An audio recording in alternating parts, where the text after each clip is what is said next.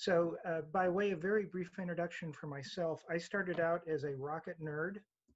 I then became a cardiovascular surgery research nerd, and I eventually figured out a way to combine both interests, doing all kinds of research with space medicine, and as Tovy mentioned, as recently as we're in the final stages of planning a suborbital research flight to evaluate the surgical fluid management system that has been designed. This is truly a global exploration effort. The first surgeon, as far as I can tell, who flew in space was actually Dr. Chiaki Mukai, our colleague from Japan, who's a cardiothoracic surgeon. She had 2 missions. There have been also many surgeons involved in research on the ground, in parabolic flight, in NEMO, and lots of other ways that are needed to advance the field. I noticed that by latest count, there are 72 nations who have active space agencies. And of those 72 nations, 14 have the ability to send a payload to low Earth orbit. So there is activity all over the world, and space surgery is the type of topic that's going to require a lot of activity and a lot of input from many, many different disciplines, from many different perspectives. So this might be an activity that you would be interested in becoming involved in if you're not already. So in the next 30 years or less, hopefully we will be on the moon and possibly back to Mars. And in so doing, part of that anticipation is developing advanced healthcare capabilities to support those missions, including the possibility of conducting surgical procedures.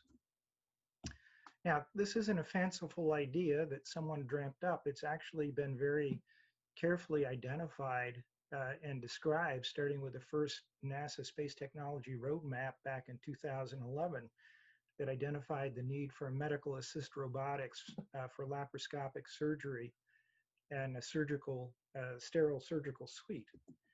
The National Research Council report a few years later identified the need for highly capable diagnostic and treatment equipment, including surgical facilities designed for operation in space and on the surface of whatever planet is being visited.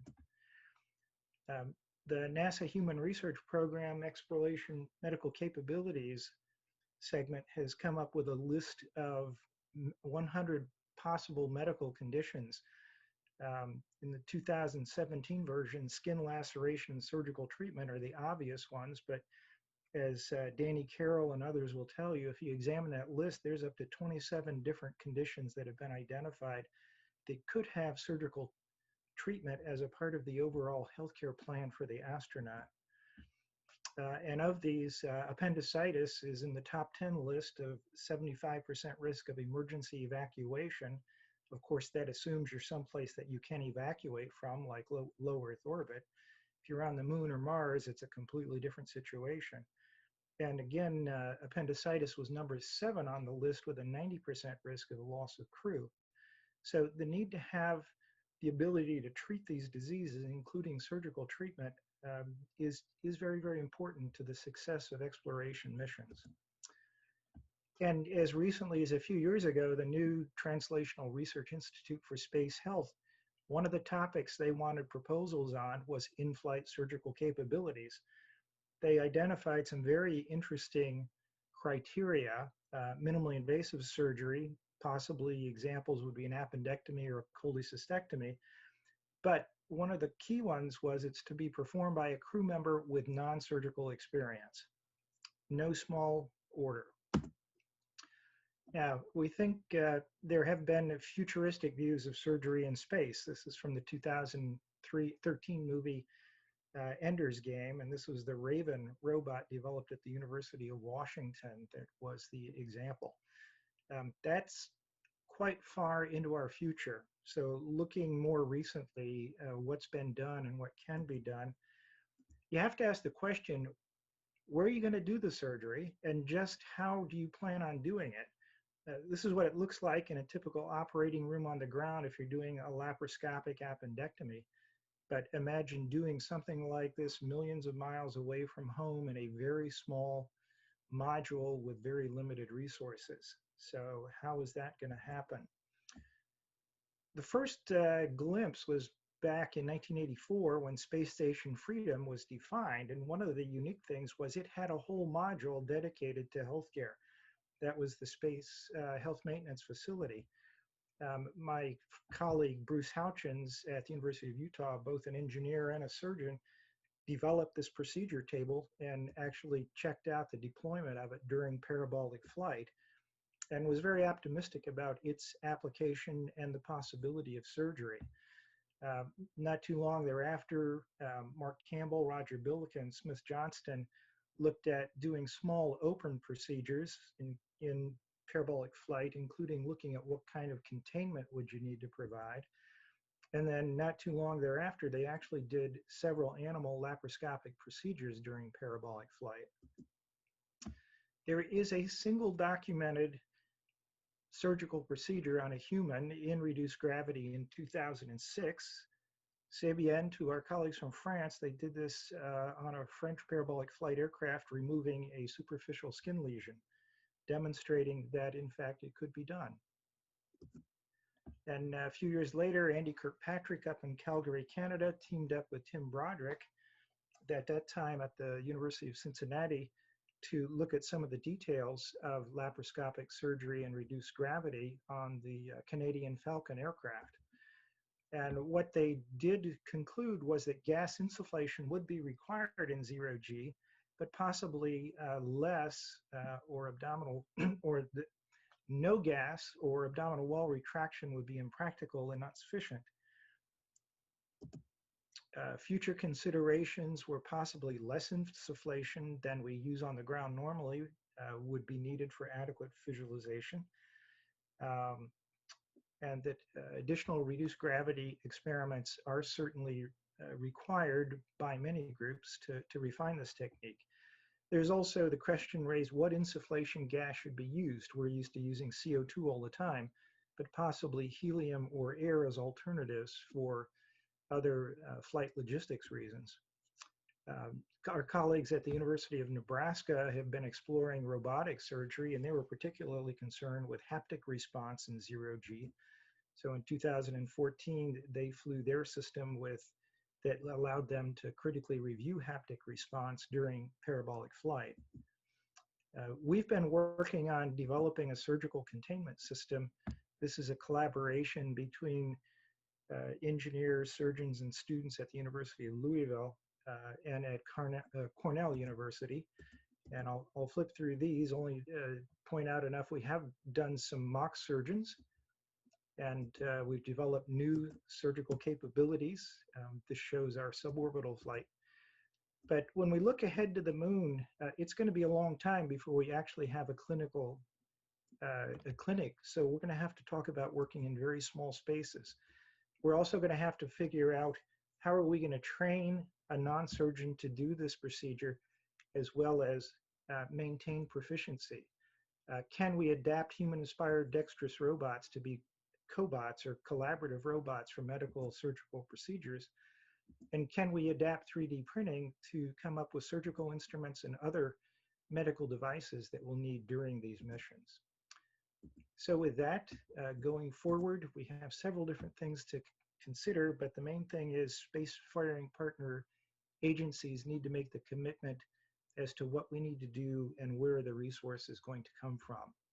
So with that, I'll be happy to consider any questions, and thanks again for the opportunity to be with you. Tovy? Thank you so much, George. We do have a couple minutes here for questions if anybody has any. I was actually, if you go back a few slides to the ones that you flipped through. Yeah. That one right there. Okay. The one about 3D printing. Yes. How do you foresee using 3D printing to develop surgical instruments? Obviously you've printed some of these, but it's going to be hard to print a scalpel, but what instruments do you think we can 3D print? Well, for example, it would be difficult to print a scalpel blade, but that's small enough and light enough that it would be reasonable to manifest some scalpel blades. But as you can see in the top left of this photo, we've 3D printed scalpel handles. And what you see there in the bottom is a standard number 3 scalpel handle. Just above it is a 3D printed out of PLA, a scalpel handle. And then just above it is the same handle, but 3 times as wide. And the reason why we did that, oops, sorry, go back a slide. Anticipating cobots being assistants, we wanted to make the instrument so both a human could use it with great reliability as well as a human-inspired dexterous robot. And when we were working with our colleagues down at the robotics lab at NASA Johnson Space Center with Robonaut 2, Robonaut 2 could identify but couldn't reliably pick up our 3D printed number 3 scalpel handle. But when we expanded it to 3 times the width, Robonaut 2 could very consistently both identify it and grasp it and hand it off. So there is a lot of flexibility in your design development and design validation with 3D printing for surgical instruments. But as you point out, it also helps you determine what's realistic to wait until you need it to 3D print it versus what do you need to manifest because it would be not practical to 3D print it. Thank you. Any other questions? I do have one more, but I want to leave someone else to ask. There's no questions in the chat at the moment, Tovy, so go ahead. So my only other question for you, George, is, and we have one more minute here to talk about, is I know you had mentioned Mark Campbell and Bill because stuff on laparoscopic surgery, but you did gloss over the utility of using CO2, which is of course what we use here on the ground. But in a closed environment, blowing that much CO2 into an environment could be a problem. Well, it can be, and that's one of the reasons why to consider alternate gases. I mean, part of the reason why we use it is it's rapidly absorbed and it reduces the possibility of gas embolism. But CO2 isn't necessarily a gas that's carried on a spacecraft. For example, I don't believe there's a tube tank of CO2 on the space station right now. So is there a way that we can use the gases that are on the space station, which would be helium or air? Now, obviously, air for insufflation has been done. It can be done successfully, but there's always the risk of air embolus. It's a small risk, but it's not zero risk. On the other hand, it's readily available, and with a small regulated compressor, you could provide the gas for air insufflation. So that becomes a risk-benefit analysis as well as an economy of manifesting supplies question that needs to be sorted out. Thank you so much, George. That was awesome and fascinating. If there's any other questions, we'll hold it for the end, but in the meantime, let's move on to Danny Carroll. Danny Carroll is a general surgery resident at UC San Diego. Currently, she's paused her studies to be the Trish UCSF Space Health Innovation Fellow at University of California, San Francisco. In addition to being the Trish Fellow, she's also getting a master's in bioastronautics at CU Boulder. On her free time, she's also a captain in the Air Force Reserve, and she previously flew high-performance jet aircraft for the U.S. Air Force and now is an instructor pilot for a local flight school, and a scuba diver, of course. Danny, why don't you take it away about prophylactic surgery and deep space travel and tell us why we should keep our appendixes or not. Thanks, Tovy. All right. So I'm going to share my screen here. Please let me know if for some reason you can't. Sorry. There we go. All right. Can you see that? Yes. Okay, perfect. Thank you. All right. So Tovy, thank you very much for that, that introduction. As you mentioned, my name is Dr. Danny Carroll. I go by either Danielle or Danny. Feel free to choose. But I've had kind of a circuitous path so far, but it's involved a combination of flying and surgery and bioastronautics, which is an offshoot of aerospace engineering. So I feel very fortunate to be where I am. And Rowena, thank you very much for the opportunity to present here in this forum. Of course, given my own background, the intersection of surgery and spaceflight is of particular interest to me. So I'm looking forward to sharing with you all some of the work that I've done so far in this field. All right, I have nothing to disclose, unfortunately. So briefly, here's what we'll be covering in the next few minutes, and I'm going to try to leave some time for questions at the end. I may well be just zipping through the material to make sure that I get through it in time, so feel free to circle back on something if it doesn't make sense, or if you've got any questions. All right, so big picture, where are we now and where are we going? As you've probably already heard, the majority of our current space-related operations are taking place on the International Space Station with missions that are gradually increasing in duration. And of course, we're all looking forward to upcoming operations, both on the moon, in the vicinity of the moon in cislunar space, as well as on the surface of the moon, and then subsequently on the surface of Mars. Right now on the ISS, we have the luxury of the relative safety and protection of Earth's magnetosphere.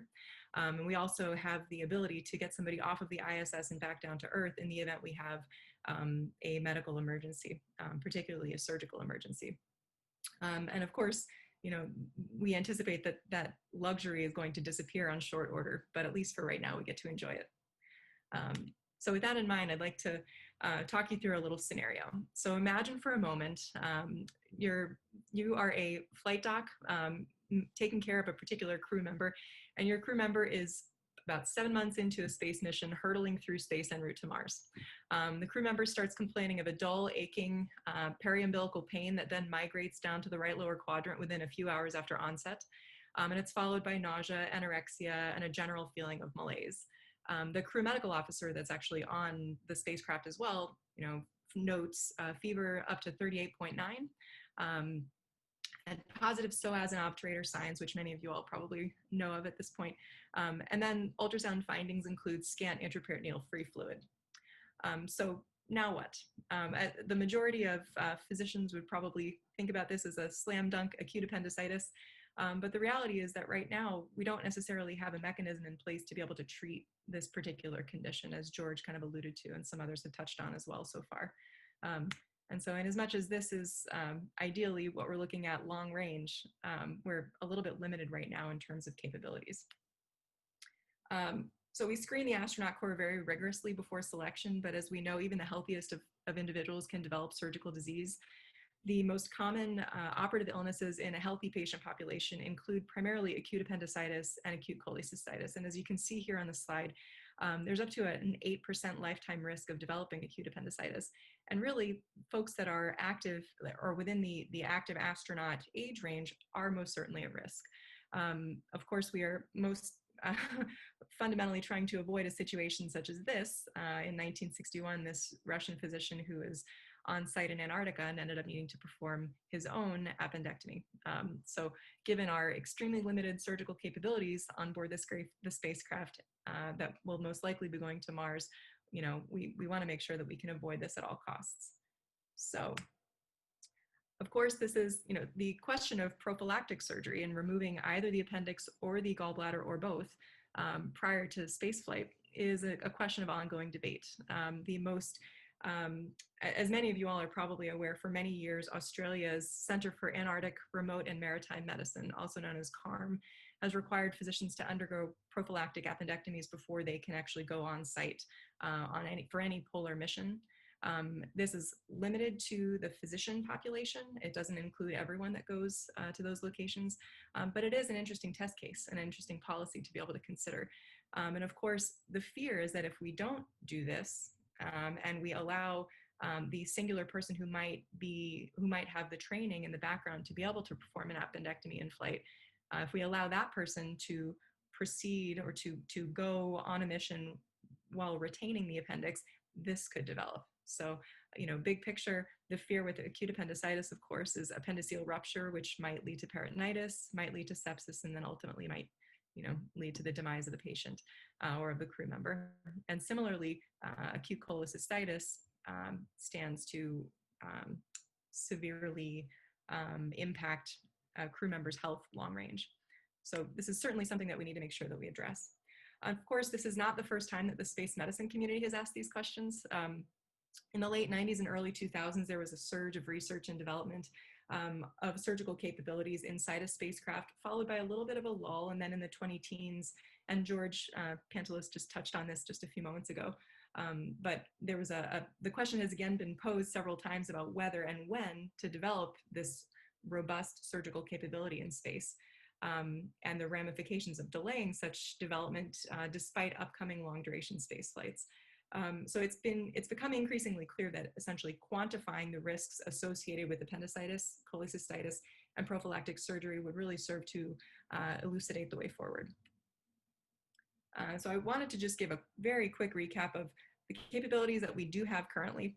You've already heard about some of these in prior presentations, but just to summarize very briefly, over the last 60+ years of human spaceflight, as mission duration and complexity have increased, so too have in-flight medical capabilities, from a simple pack with antiemetics and decongestants for Mercury missions in the late 50s and early 60s, to a slightly heftier med kit in Gemini, to the somewhat intrusive in-flight monitoring capabilities that were very famously included on Apollo missions. If you can imagine or remember Tom Hanks tearing off the EKG leads in Apollo 13, to compartmentalized shuttle era kits, and then ultimately to the shift from medical kit to medical system that we've seen in the last couple of decades with the ISS. And so if you notice, what's missing here? And that is a mechanism for treating surgical disease. Up to now, it really just hasn't been a part of the planning process. So fundamentally, the question that we're still asking is, are there benefits to prophylactic surgery for exploration class missions? Our hypothesis, so the hypothesis of the group that I worked with at Johnson Space Center in, it was a team of physicians, space medicine physicians specifically, that has a background also in mathematical modeling, looked at this question to get a sense of whether, when we do the actual technical risk-benefit analysis, whether it actually makes sense to perform prophylactic surgery or not. So what we were asking was, our hypothesis going in rather, was that the risk of small bowel obstruction, or SBO, associated with prophylactic surgery would not exceed the risk of acute appendicitis and or acute cholecystitis during an extended duration mission. And so if our hypothesis was true, then prophylactic surgery might be useful. For our model, we used a standard Mars design reference mission, or DRM, which I'll discuss a little bit more in a moment, and the IMED database that NASA uses, and George touched on this a little bit as well, just a few moments ago. But the IMED database has the incidence of the 100 most likely in-flight conditions incorporated into the model. And so we adjusted the incidence of our concerns that were of particular interest and fed these adjustments into the IMM, which is a Monte Carlo simulation that runs 100,000 missions per DRM scenario. This creates a distribution of events and then generates our outcomes. And so in this case, we did not run the optimization routine for this study. Our design reference mission included a 6-person crew, 3 male, 3 female, on a 2.5-year Mars mission. And as you can see here, there were some other model parameters that were incorporated in, and they included sex, coronary artery calcium score, dental crowns, number of EVAs, and then history of prior abdominal surgery.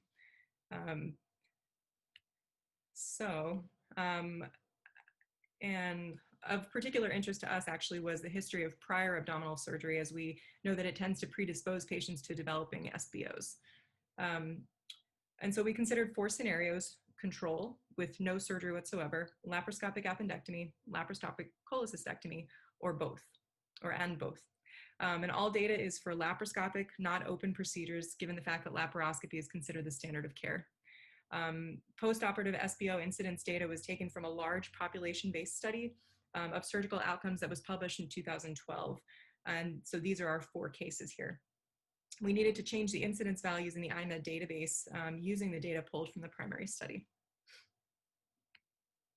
And so, of course, no model is perfect, and IMM 3.0 does have its limitations that necessitate its results not to be taken as gospel. Specifically here, we used mean values, and it's important to note that our limitations generated pretty conservative estimates that resulted in consistently conservative outcomes across all scenarios. And so here we zeroed in on evacuation and loss of crew life, because we felt that these were the most critical most critically relevant to extended duration missions to Mars.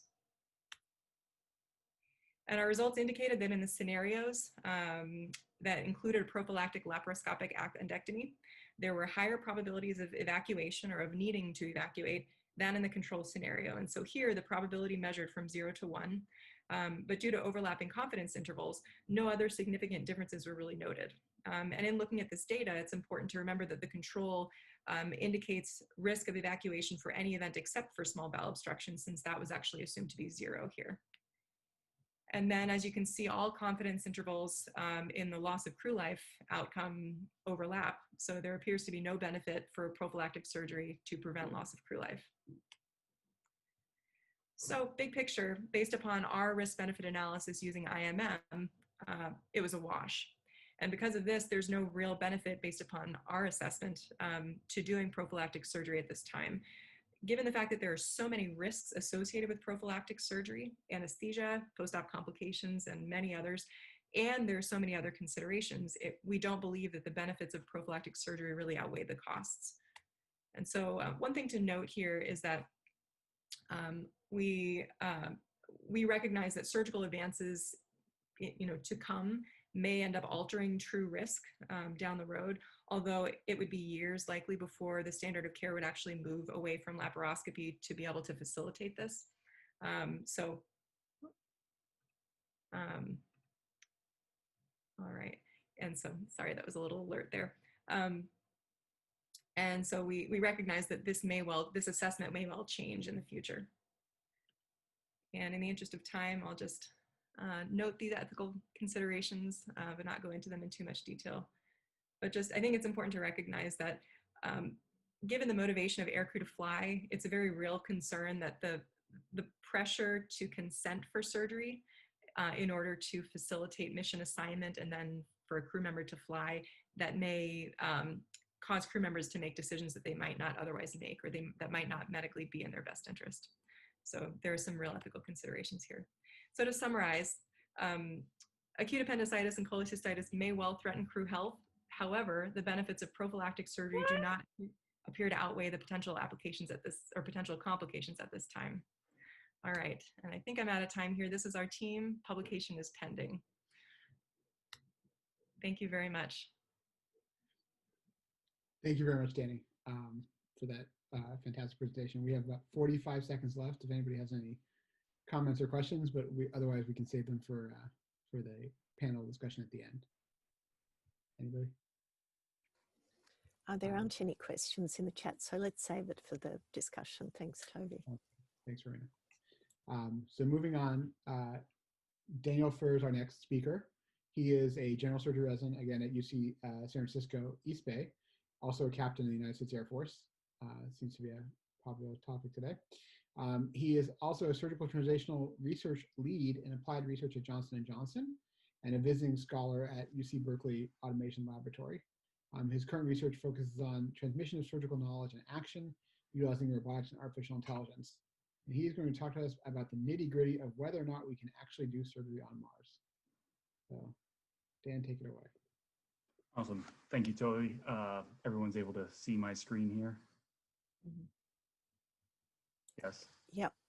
Okay, perfect.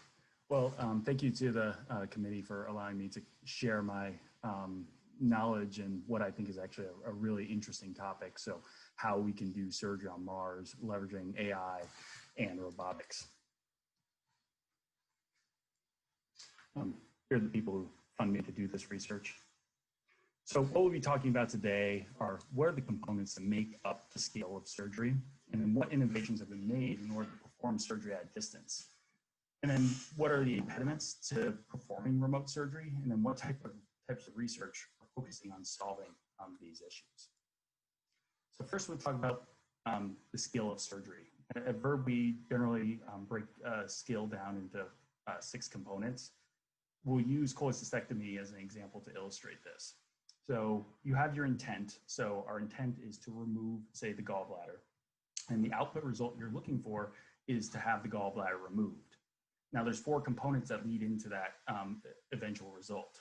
We have the way of interacting with the environment. So that's our surgical robots, our hooks, our cautery, our suture. And then we have our ways of sensing the environment. So traditionally, that's using our eyes, but that can also be our laparoscopic cameras, CT scans, things like that. But a couple components that are distinct to humans is our ability to perceive, for example. So being able to look at an image and then say, based upon this image, I think that this is the cystic duct. And then being able to take all those components together and come up with a plan and use our judgment to then facilitate additional interaction will eventually get us to our output result.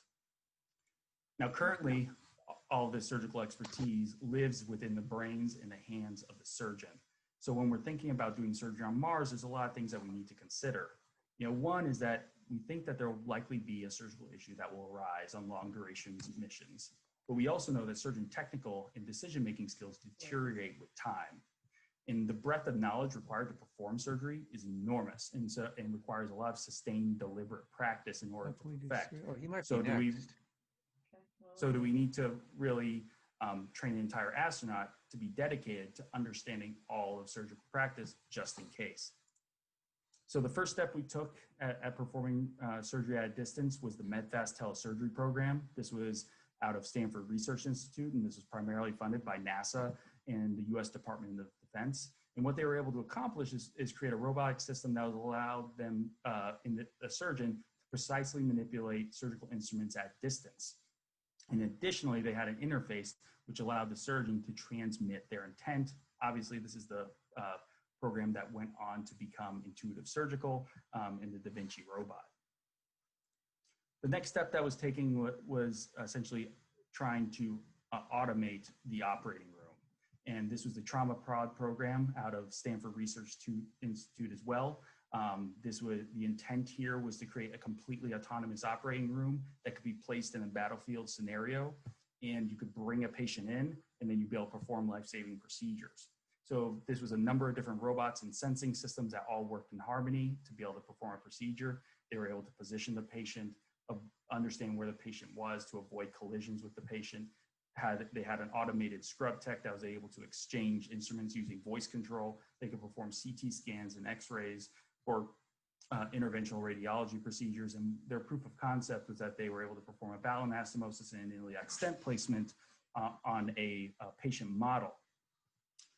And so what these two programs were able to do was to move these components of sense and interaction away from the center of expertise. This fundamentally creates a feedback loop of the surgeon transmitting their intent, and then they get feedback based upon the visual cues that they see.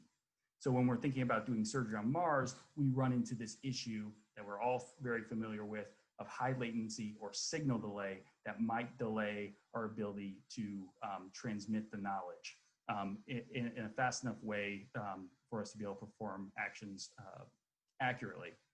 And unless you want to get into an argument with a physicist over quantum entanglement communication, we're not going to get around this. And there's also issues of low bandwidth. Are you able to transmit enough information to get the task done? And then there's also the potential that you could lose signal. And so when we think about this paradigm, this feedback loop, when we're thinking about doing surgery on Mars, becomes a huge problem.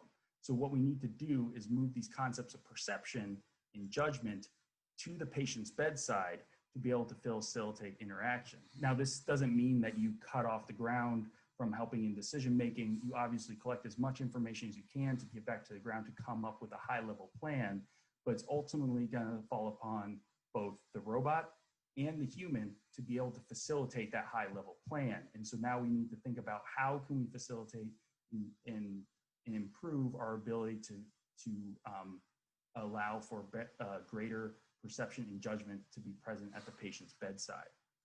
And so currently the state of the art as far as performing these small tasks is I'll kind of talk about here. So on the left, we see the STAR program. This was a surgical robot that was developed with Peter Kim at the Children's National Hospital in Washington, D.C. And what this robot was able to do was to be able to perform a bowel anastomosis autonomously better than a human surgeon could. Now, there's a lot of caveats and limitations that you need to understand with this program. One, this is obviously a very controlled environment. Two, the robot's not necessarily sensing the contours of the bowel to decide where to place the stitches. It's targeting infrared beads that are embedded in the bowel wall, but that doesn't mean that this isn't a huge leap forward. On the right here, this is some of the work that we're doing at UC Berkeley, where we were able to automate a suturing task and needle handoff task. There's also significant limitations here. Again, it's a very controlled environment, and it's moving very slowly. You can see the speed here is increased by 4x, and then it also was not very robust. So this video here took approximately 30 takes to be able to get it to throw a few sutures in a row. And so now I'll talk a little bit about how we're trying to address some of these issues that lead to this lack of capability. So at UC Berkeley, we were under Ken Goldberg. We wanted to address a couple of problems that we see in surgical robotics. The first one is that surgical robots are actually fairly inaccurate. So where the robot thinks it is in space versus where it is in reality can be different by up to 1 centimeter. And obviously surgery requires a significant amount of precision. Additionally, being able to map the area, the surgical environment accurately is not really able to be accomplished at this point just using stereoscopic vision. And so what we did is we took the task, the modified fundamentals of laparoscopic surgery peg transfer task, where you transfer these blocks from one side of the pegboard to the other. We trained a deep learning algorithm to be able to calibrate the robot, and then we applied depth sensing to map the pegboard. And this is the first time this has been the first time anyone's used depth cameras to perform surgical tasks in this way. And what we found is that by including the recurrent neural network or deep learning algorithm, we were able to calibrate the robot to about 1 millimeter of accuracy. And what we also found was that actually what was previously thought was that the robots were inaccurate due to essentially randomness. But actually we found that it's actually quite deterministic. So depending on which way the robot arm moves, depending on the age of the robot, depending on how old the cables are within the robot, that will determine how the robot will move in the future. So in other words, each robotic arm is its own unique snowflake. And so what we were able to accomplish by incorporating this is that we were able to take the task that we were only able to accomplish about 40% of the time, and that by including this algorithm, we were able to accomplish the task close to 97% of the time. Once we included the depth sensing information from the camera, which you can see flashing on the screen there, we were even able to increase the accuracy even more to about being successful about 99% of the time. Now there's some key caveats, there's obviously some limitations here. This is very slow. You can see the quote unquote expert surgical resident was able to accomplish this task in about half the time. The key thing to understand here is that even if we are able to adequately map the environment and we're able to precisely control the robot, we do not understand surgery because surgery is a black box. And we have a lot of video and robotic data, but it's completely unstructured. And the process of structuring that data is exceedingly time intensive to the point that it might be impossible, but we can assist in that by training AI models to recognize what is occurring. And once we're able to train AI models to automatically recognize what clinical actions are taking place, in other words, what tools are being used on what anatomy to perform what task, in what clinical scenario, you can not only recognize what has happened, but then you can start to understand what should happen in the future. And so you can both guide a human or a robot to be able to perform the procedure sufficiently. But the problem is that there's a lot of people doing this research, but we really don't have a common language to be able to exchange these ideas between different research institutions. And so that's why we formed the SAGES AI Task Force. SAGES is a physicians group that focuses on minimally invasive surgery and technology.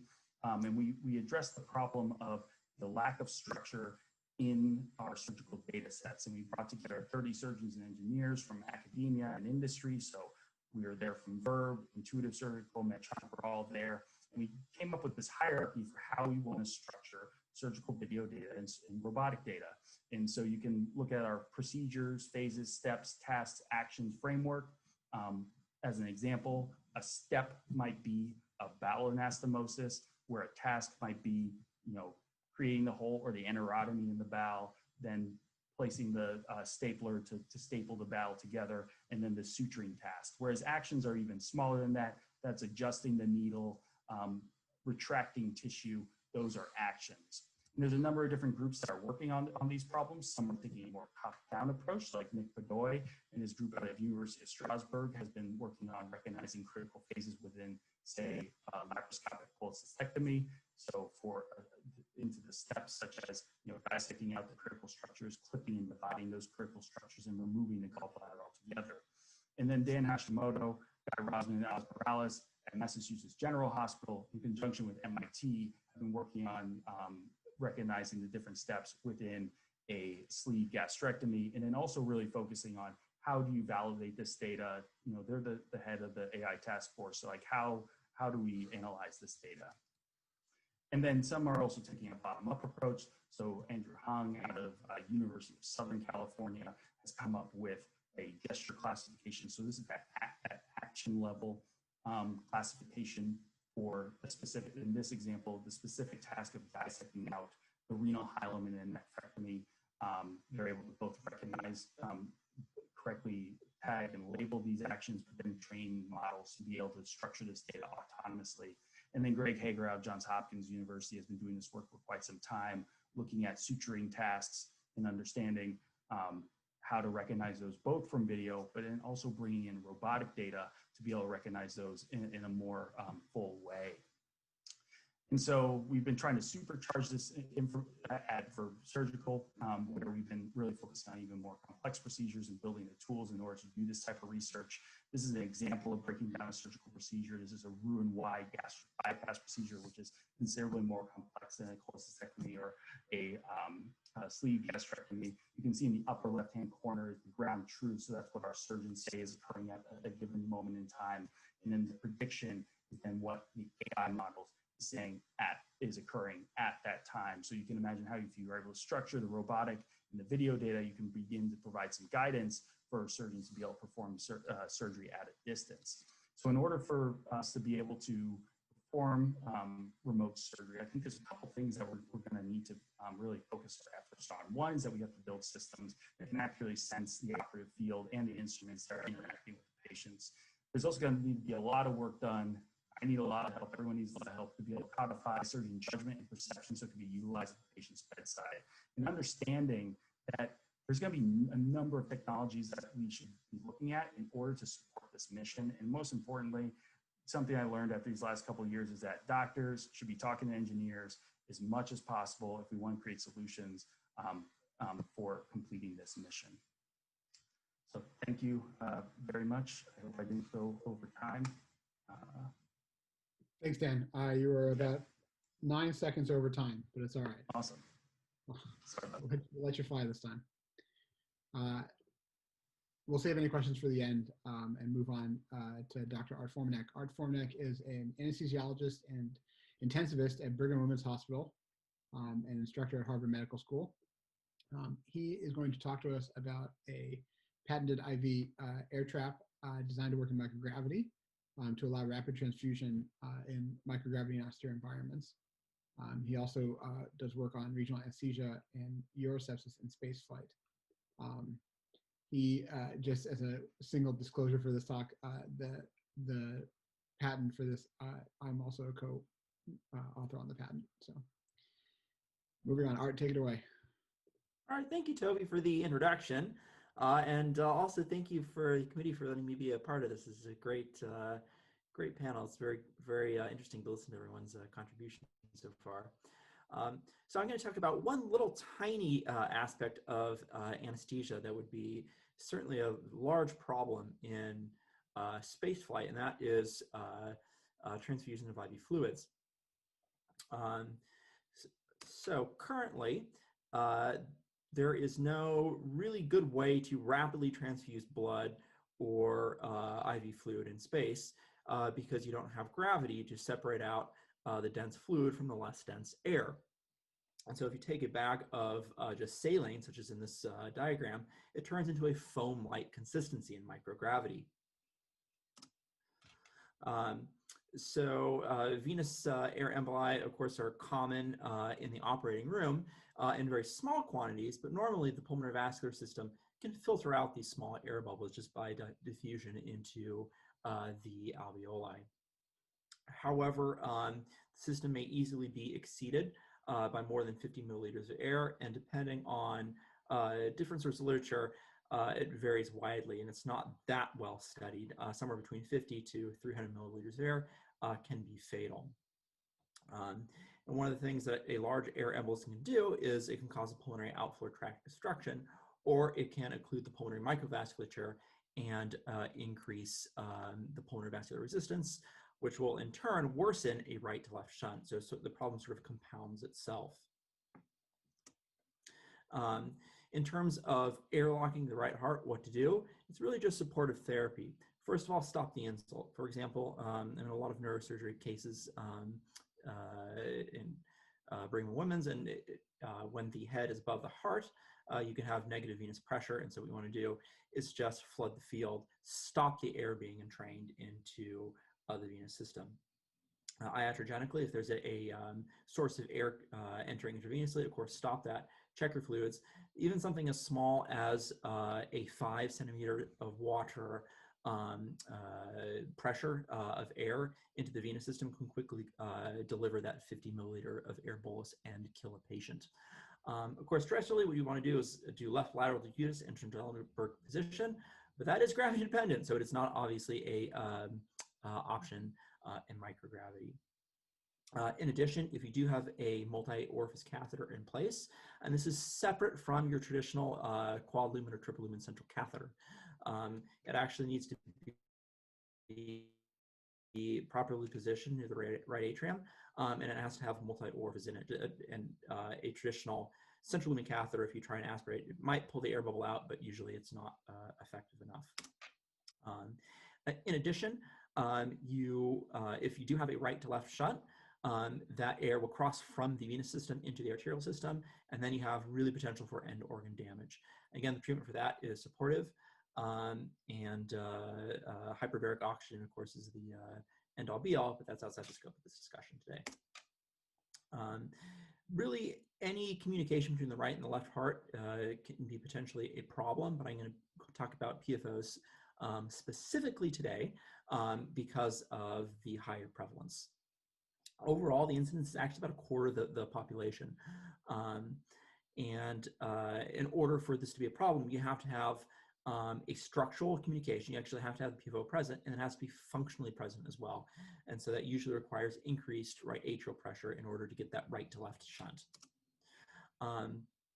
This also begs the question, is this a problem in microgravity? Can you airlock the right heart? So there's no really good studies to show. However, looking at divers, right to left shunt can cause a problem. And so looking at DCI and divers, the incidence is around 2 per 10,000 dives. However, looking at patients who have had developed DCI from a dive, the prevalence of PFO is actually about 5 times higher in that patient population. In addition, during EVA simulations, there were 4 serious cases of DCI, and 3 of those patients were found to have PFO. Usually when I talk about administering fluid in a microgravity environment, the first question I get would be, oh, how would you deliver it? Because there's no gravity to pull the fluid in. Normally hang in a bag of IV fluid, and the driving pressure is the column of water driving the IV fluid in. This is actually an easy problem to fix. You either do it with a mechanical pump or a pressure bag. So mechanical pump, that includes arcosette pumps such as Alaris pumps, syringe pumps, which are very simple. It's just mechanically push syringe, and of course your high flow pumps, such as centrifugal or roller pump. Pressure bag would probably be ideal in a microgravity environment because it's low complexity, low cost, and very easily operated. The problem with that is you don't know what your transfusion rate is unless you have a drip chamber, and a drip chamber wouldn't work in microgravity. So how can we fix this problem? So current things you could do is you could de-air the bag of saline in a terrestrial environment. However, if air becomes entrained in that bag in flight, you have a problem. How could it become entrained? If you open up the bag to the environment, of course, air can get entrained. You could also have, or you need to worry about the permeability of the bag and gas or air entering the bag from the environment. and then also gas coming out of solution. If you look at terrestrial blood warmers, there's always an air trap distal to the warming component, because as that blood is warmed up, or that fluid solution is warmed up, air and oxygen and nitrogen will actually outgas from the IV product.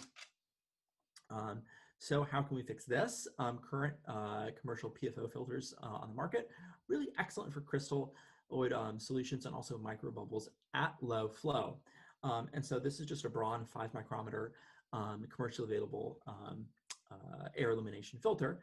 And if you look on this warning here, it says it's not for power flush and it's not for blood, because RBCs will clog the pores, and then also you can easily overcome its air eliminating ability by a power flush or rapid transfusion. And then just looking how they work, you notice that's a slow push of an air saline mixture, and it easily eliminates that. But if we do a rapid push on the right, you can see the air is quickly pushed through the filter, and that filter is pretty useless. In terms of, oh, I'm sorry, my that didn't play correctly. In terms of high flow solutions, I'm sorry, my picture is covering my text. But there are gravity-driven systems, and then there are mechanical systems that will detect air and then stop. The nice thing about the gravity systems is it both stops the transfusion and eliminates the air, as opposed to just the sensing solutions such as ultrasonic air detection. So this is a Ranger high flow system. I really love it because it's a very simple system. It's pretty foolproof.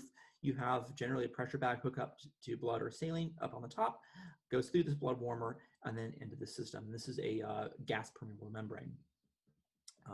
And so in action, you can see I push a bolus of air in, and because the pressure is from the top, the transfusion stops for a second as the gas is venting, and then the transfusion continues. Unfortunately with this, it is gravity dependent, and it is also, it's a bit bulky, and it has to stay in this position. So it's really not even that good for terrestrial field work, because this is impractical to carry around with you. So we designed a centrifugal filter that is designed to be inline and eliminate air from blood solutions and also rapidly transfused solutions. The way this thing works is it's bidirectional. This is our first prototype. It has a single chamber for air. Fluid will enter in, go around the hollow core, and then exit. And the more dense the more dense fluid is forced to the outside of the housing, and air and gas is forced against this air permeable membrane right here. This is the device actually assembled. We have since improved upon this design by adding baffles and then also adding a latex membrane. So the way this works is you still have the hollow core. It is again bidirectional. Fluid enters into the chamber, and fills this potential space between the air permeable membrane and the latex membrane. Taken apart in this drawing, you can see this is the latex membrane that surrounds the outside of the hollow core. On the inside, the latex is transparent. You can see this gas permeable membrane.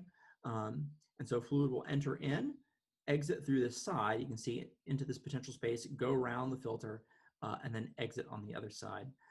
And then air is forced against this air permeable membrane, which is then vented out through this side hole. In order to design and test the filter, we developed the filter via CAD software and then printed it. The single chamber design was printed via SLS, and then the membrane was hand bonded with cyanoacrylate. The baffled centrifugal filter was printed with a multi-jet 3D printer, and again was hand assembled, this time with UV cured glue, which made assembly much easier.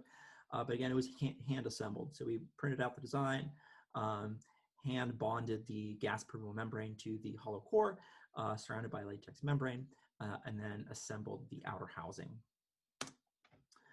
In order to test it, for our control, for flow rates, we just took the filter out of the system and measured flow rates. And then I also wanted to compare this to what we could potentially adapt commercial available off-the-shelf technology. And so these are the PFO filters. We tested it with just a single PFO filter, and then also put several in series with the thought is this, in parallel, with the thought is that this would lower the resistance of the system and improve the air eliminating ability. To measure flow rates, we took a standard 0.9 saline, percent saline bag, suspended 125 centimeters above, and then either had the pressure bag at 0 millimeters of mercury, 150 millimeters of mercury, or fully inflated to 300 millimeters of mercury. We then measure the flow rates by measuring the time it took to empty the liter bag of saline. And to measure the efficacy of air elimination, first of all the filters were properly primed. And then we did both a slow and a fast bolus. The slow bolus was to simulate little air bubbles entering the circulation. And we injected air slowly over 60 seconds, and it created this nice air fluid mixture. And then measured how much of the air was passed into a collection bag at the end of the system. This was repeated with a fast bolus, and that was a 60 cc bolus of air over about 5 seconds. In addition, the centrifugal filters were tested in different orientations to ensure that their results were independent of gravity. In terms of flow rate, the control you can see is at the top, and then the baffled, the new design of our filter is this orange line right here. You can see flow rate is pretty low initially, but as soon as we increase our driving pressure, the flow rate really picks up. I think that's probably caused by expansion of that latex membrane and in relation to the law of Laplace. And so it takes a bit of pressure to pop it open, but as soon as it does, it flows quite well. And it really outperforms everything else in terms of flow rate once that latex membrane is fully expanded and that potential space is opened. In terms of air elimination per flow rate, again, our orange line is this one at the bottom. And it really outperforms even the 3 PFO filters in series. And this is just a sort of, in context, these are pretty high flow rates. And the first iteration of the filter was here, but this is the improved one. I just have a couple seconds left. So these are looking at the air, the gravity-driven filters. They don't pass much air through, so we still have some work to be done. Benefits is a passive system. It's easy to use. It may have terrestrial benefits as well, such as field work. For problems, we do need to do some more work in optimizing tolerances. And then we talked about future developments as well, using it terrestrially in the field. Thank you. Thank you so much, Art. You're a little bit over time, so we'll. Sorry. No, it's okay. We'll keep moving on to Dr. Peter Lee, and we'll save some questions and comments for the discussion at the end. So Dr. Lee is an assistant professor of pathology and laboratory medicine at Brown and a cardiothoracic surgeon at South Coast Health in Massachusetts. He has a BS in neuroscience, a PhD in pathobiology, and MD, as well as a master's in science and space studies, and MPH from Harvard. He is a fellow of the American College of Surgeons, the American College of Cardiology, and the Aerospace Medical Association, and a lieutenant colonel in the International Guard, where he is a general surgeon and flight surgeon and the chief of clinical services for the 179th Medical Group.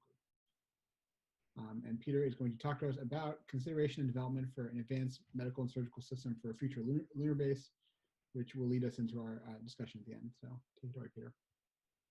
Great, thanks, Tovy, for the introduction, and it's really a pleasure to be part of this panel. Great job putting together these talks, and I want to thank Rowena for putting together a great symposium and putting together this topic.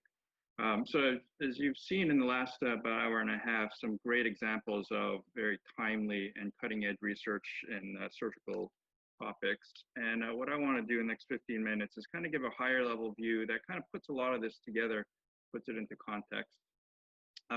Most of my funded research is more related to bench basic science and tissue engineering. So this is some of the work that I've done previous years looking at some clinical aspects. And I had a particular interest in looking at medical systems, particularly as it relates to a lunar base. So this is kind of a high level view, looking at some considerations that would go into putting together a advanced medical facility that has surgical capabilities for what would be a future manned mission, a manned base. And as everyone in here knows, that space is risky business, and particularly any lunar mission. So it's a high risk environment, both from a physical environment perspective, but also the tasks that are involved, and the fact that that there's no opportunity for emergent return to the Earth should there be some true medical emergency. It's an isolated environment. Essentially, you're separated from the rest of humanity, and it's also in a confined space.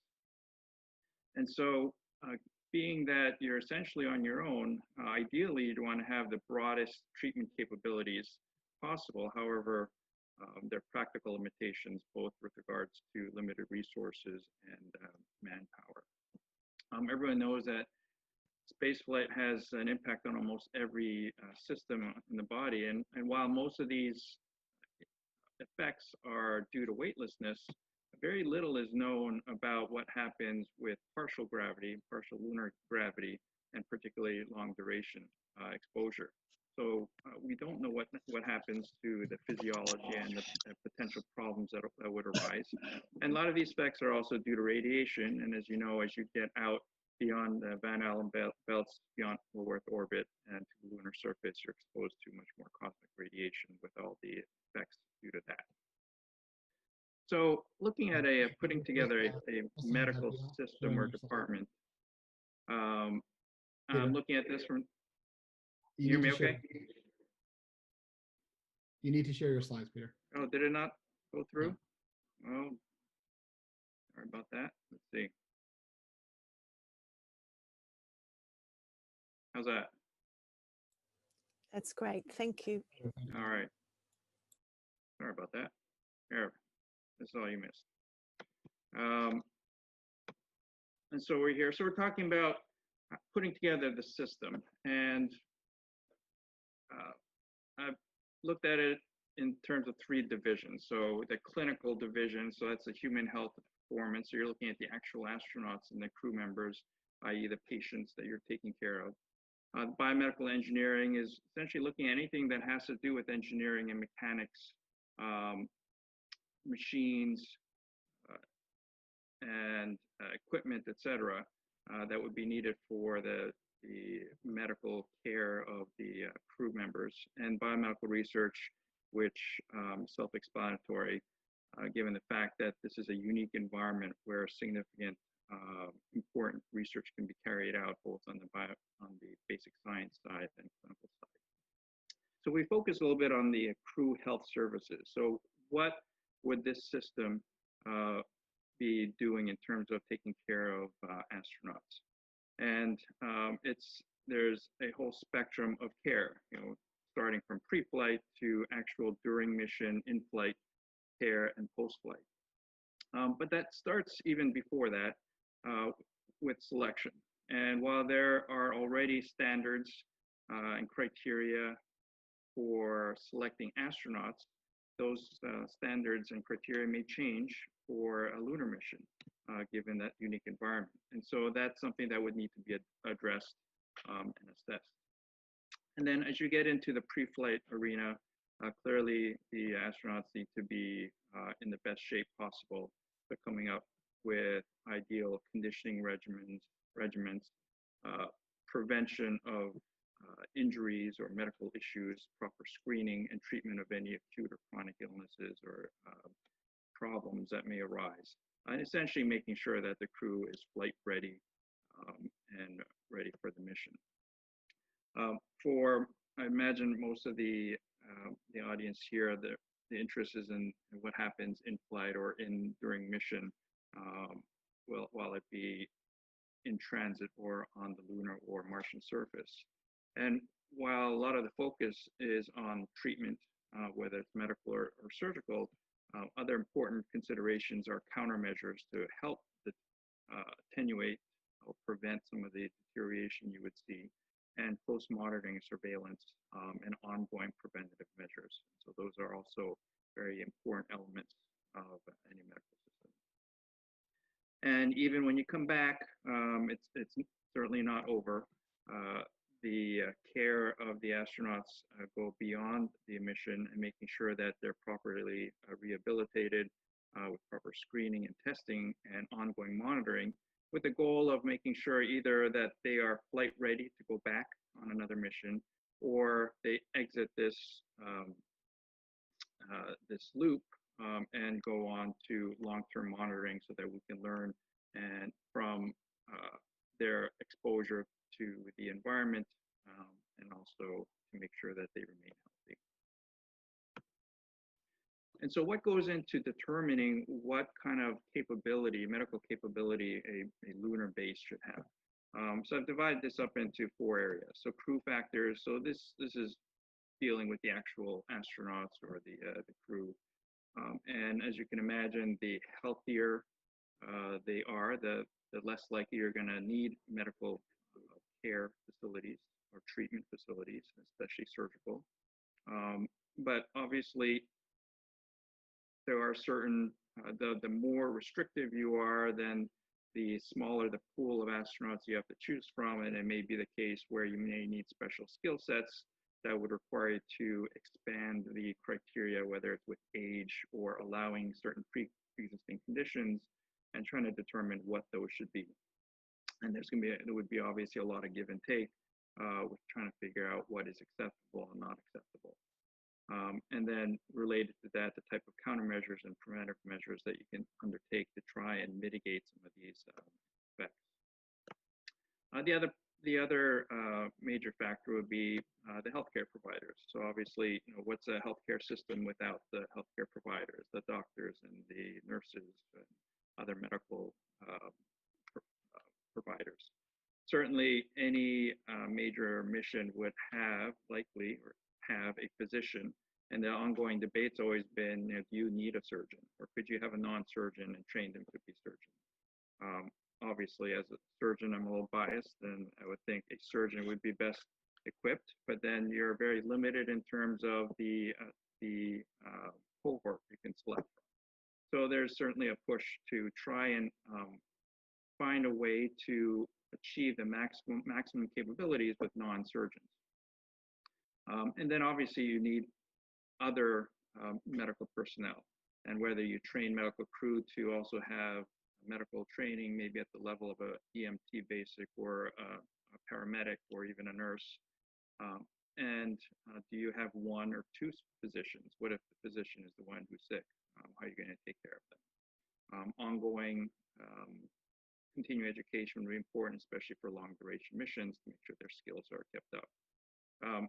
I did a study about a little over 10 years ago looking at how many procedures for each of the procedures listed here, a surgeon and a non-surgeon would need to do to be proficient at a level of a recently trained resident in procedures that they may not have otherwise been trained in their specialty. And clearly you can see that you need to do a lot more as a non-surgeon, but the takeaway is that you probably could train a family physician or an ER physician to do an open appendectomy or lap appy without general surgical training and residency training, but it would be very hard to train them how to do a trauma lap, for example. There are also a lot of non-operative procedures, so there's a lot to know. Diagnostic procedures, the anesthesia, so you're unlikely you're going to have a dedicated anesthesiologist on the off chance you may need surgery, so the space surgeon or physician would need to be able to take care of that. There's critical care, non-operative trauma, ETLS procedures, invasive procedures such as percutaneous procedures. And then even in terms of operative, you got open and minimally invasive, you got trauma, non-trauma, and a whole list of specialties and procedures. So there's a lot that you need to know. Facilities and equipment. So ideally, you would want to have everything you'd want that you could have on Earth. So you would ideally have an exam room and a procedure room and operating room, but is that really practical? And do you need to put everything together and find a way to combine them into one facility? What if you need more than one room at a time? What kind of equipment can you have? The instruments, you bring every instrument you might need, given that you will unlikely need most of it. And for supplies, especially those consumables, IVs and medications and gauze pads and gloves, you probably have to find ways to minimize their use or recycle them. And obviously 3D printing is going to have a big impact on any future setup.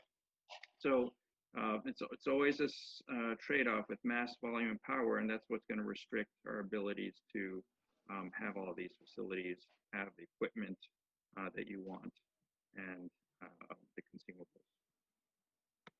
And finally, knowledge and skills. So you may have physicians, you may have other medical personnel there, you may have all of the equipment, but if you don't know how to use them or how to provide the medical care that you need, then all of that is not very useful. So how do you train the physician, whether they're surgeon or not, in all the appropriate skills and maintain those skills? Most likely you want to take advantage of telemedical capabilities, and you just heard us talk about telesurgery, which would be not unrealistic on a lunar surface, given that the time delay may be minimal, but certainly not possible for Mars, for example. So it's always this balance, between mission requirements, the medical risk, and the feasibility. And it's trying to, and there's going to be give and take. So the mission requirements will dictate the hazard exposure, what kind of crew you would need, all the stress and the medical effects of that, whether you have the ability to return to Earth in a timely fashion or not. Medical risks could be acute, subacute, chronic. It could be spontaneous conditions, trauma, which is very unpredictable. And then in certain cases, is it acceptable just to do nothing? We don't know. So risk is always a balance. The risk is likelihood and severity of that problem, but you can mitigate that by just saying some things are just acceptable.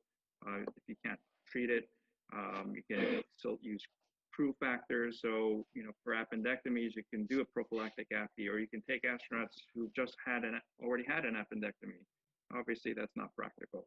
And the mitigation costs. If it's something that takes a Da Vinci robot to do, that's probably unlikely versus if you just need a couple of surgical instruments, that would be less of an issue.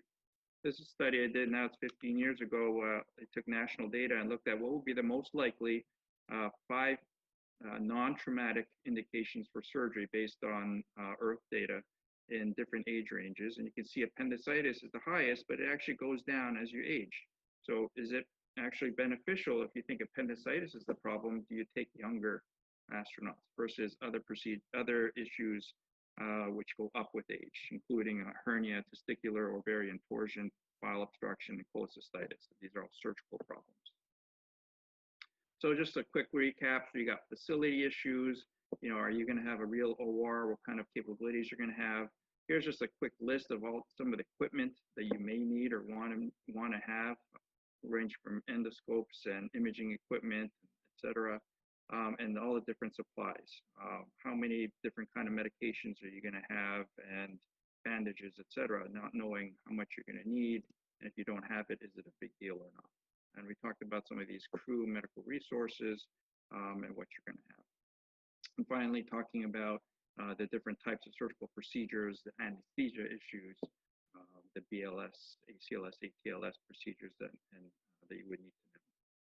So bottom line, a lot of this is going to depend on the final mission architecture, the timeline for these missions, and also be affected by the duties of the astronauts and the hazards that they'll be exposed to. Ideally, we'd like to have a full service healthcare system, but that's going to be limited by practical realities. But the goal here is to work towards having the most advanced lunar medical capability that we can have to take care of the astronauts and crew, but certainly research that you've heard about and others that are ongoing by many members of the group will be very important for the future. So thank you for your time, and I look forward to the panel discussion. Thank you so much, Peter. there's one question here in the panel, in the chat rather, for Dan, that I just glossed over, talking about the Da Vinci robot system and asking if the Da Vinci robot system has any role in the future for space surgery if the signaling capabilities are optimized. Dan, do you mind touching on that? Yeah, sure. So I didn't really touch on specific robotic platforms in the talk, in particular because, you know, for example, the intuitive system right now is just too large to really be feasible for the resources, the constraints of going to Mars or going to the moon. And so I think it's kind of important to think that it's not really about the actual robotic platform. There's a number of robotic platforms that are much smaller, much lighter, such as the Taurus robot, but more about like what is the intelligence that's behind the robot specifically to help facilitate facilitate operations. And you talked about size a little bit, but how do you, the other question here is on time delay. So time delay to the moon round trip is about 2.5 seconds each way, 5 seconds round trip. Time delay to Mars, obviously, like you mentioned, is 45 minutes. Is that going to affect the ability to do remote surgery? Yeah, I mean, if you're looking at doing an you know, you want the expert or who's ever driving the surgery second by second being on the ground, that you're really not going to be able to do that on the moon. You'd be able to have that person be doing an operation on the moon. I've had some experience, you know, one of the fortunate things about working in a lab is we actually artificially created that time delay of 2 seconds to perform an operation, and you have to move extremely slowly, and you're kind of constantly overshooting or undershooting where you're trying to target. And so we actually find that at around like 500 milliseconds or so is when you really start to see deterioration in your ability to perform an operation effectively. So when you get into like the 2 second range, it really becomes almost unfeasible. So that's where you really need to think about not having the surgeon control every movement that the robot is taking, but you really need to think about, can we initiate certain movements from the ground that could potentially be acted upon on a lunar surface, for example. Cool, thank you. There's another question here about just Toby, to add to that. Yes, please. Sorry, just to add to that a little bit. So the studies that Dan is referencing, there have been some that have been done previously that show anything greater than about 150 millisecond delay is disruptive, and Dan just referenced 100 millisecond delay is disruptive. But regardless, that's not even factoring in the reality that there is the possibility of a solar conjunction, which would completely knock out communication like with the ground, with the Earth for upwards of 2 weeks.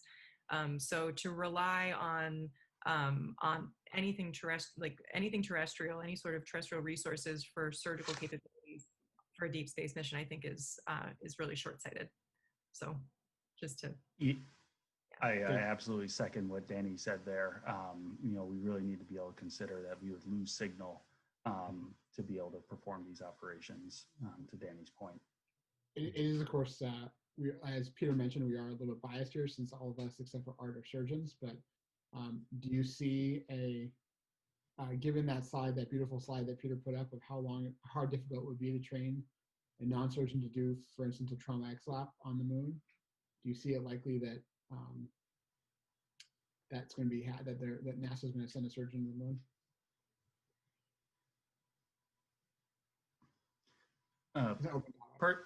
Personally, I think that, you know, a surgeon has like these technical skills that, you know, it doesn't necessarily need to be a general surgeon, but any type of surgeon has these technical skills that would potentially be able to allow them to be walked through a procedure.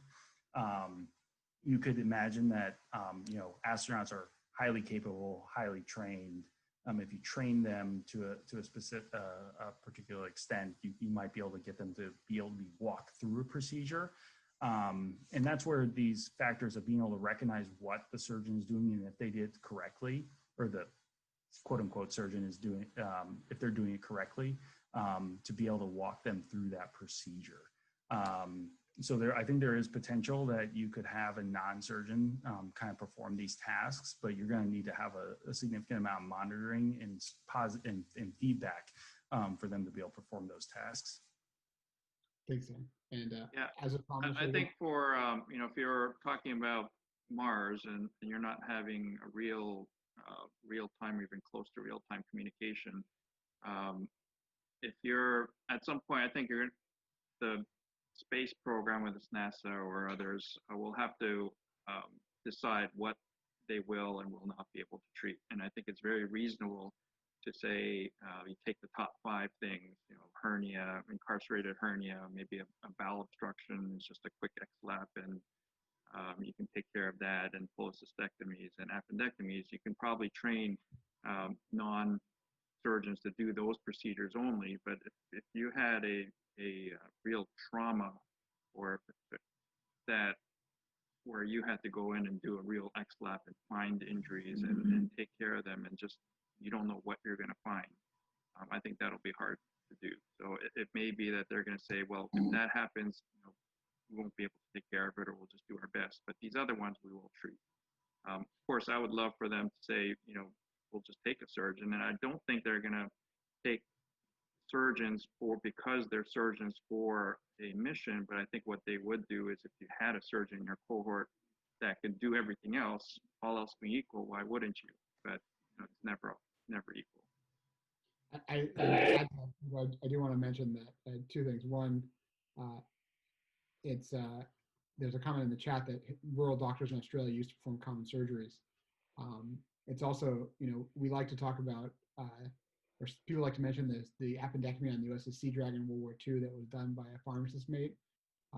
That pharmacist mate knew what he was doing because he had observed many, many appendectomies in Naval Hospital San Diego before he was deployed. And so there's clearly evidence that you can train someone who's not a surgeon to do an appendectomy, for instance. But I agree, as a trauma surgeon, I like to think that trauma XLAPs are something that you really do need a surgeon to do. It does lead to one more question, which gets to what George and Art were talking about, which is that, sure, if someone has appendicitis and you need, 20 minutes or a couple hours to 3D print your IV filter and your instruments, that's probably fine. But if someone has major trauma, how are you going to get those instruments done when they need to be they need 5 hours to 3D print? And I think the thinking on that, Tovy, is that you have a core set of instruments that you need to have immediately available that you manifest. But then there are other instruments for things like appendectomies that you have possibly up to a 24-hour lead time that would allow you to print those as well. And then the other consideration is once they're done, they can be decontaminated and then recycled to create new source material to be 3D printed into something else. So it's always an optimization trade-off. The other comment I wanted to make is that surgeons are more than surgeons. It's becoming more and more common that surgeons have a very interdisciplinary background.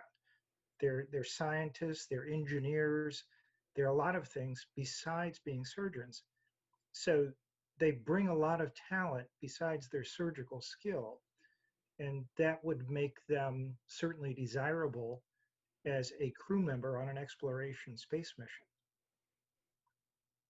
Well, I think it should be an all-surgeon crew. I think the 5 of us are willing to sign up, so we should just take us now and be done with it. Right here, I'll take it. Yes. I think You're that's part of that group now. That is our time. But thank you guys all for your fascinating presentations. Thank you very much, Rowena, for having us. Everybody who's watched these and wants more information, please feel free to email us at spacesurge@gmail.com, and we'll happily put you in touch with any of the presenters and put you on our mailing list for more fascinating talks in the future. Any last questions or concerns from anybody? So there was one question that was posed to me earlier about the timing of the paper publication that I had referenced, and I just wanted to respond to that. It's actually been submitted, and so we're just awaiting final review. So. I want to make one more comment too. All these problems are also present in anesthesiology, where one of the reasons why I love academic medicine is you watch the trainees grow. Performing even someone who's only done anesthesia for a year is downright terrifying. And so getting someone, even just to recognize common anesthesia problems is not something that's quickly done. And the same, with those lag times, it's a universal problem too with anesthesia. Thank you, Art. Thank you for keeping us honest. We do have anesthesiologists at the Surgery Association for a reason. Again, thanks everyone, and thank you, Rowena, and look forward to the next talk. The next one is, Shane mentioned on robotic anesthesia. That seems like a great idea. The next talk after this one is, there's gonna be a 45-minute break for lunch now, or for sleep if you're in North America, followed by a session on how to live on the moon and Mars, chaired by Earl White. So I hope everyone will go to that as well. And if you are in North America like us, have a good night. Great job, everyone. Thank you. Thank you so much, Tovy. Thank you very much to all our space surgery speakers. That was absolutely fascinating, and I think it was just so exciting for the first time here in Australia to be able to present a panel on space surgery and anesthesia. And I think it demonstrated just the great complexity of all of these problems, and the need for people to work together. Like as was mentioned, that doctors need to work with engineers, and we really need to be breaking down those silos and working in a very interdisciplinary way to solve these problems. So thank you all again for coming along today. Really appreciate it. And just from all the comments, I can see that everybody really enjoyed your presentations and learning so much about this interesting area. So yes, we wish you a good night while everyone here is going to go off and have a lunch break. And I'll also look forward to seeing some of you again soon. So thank you.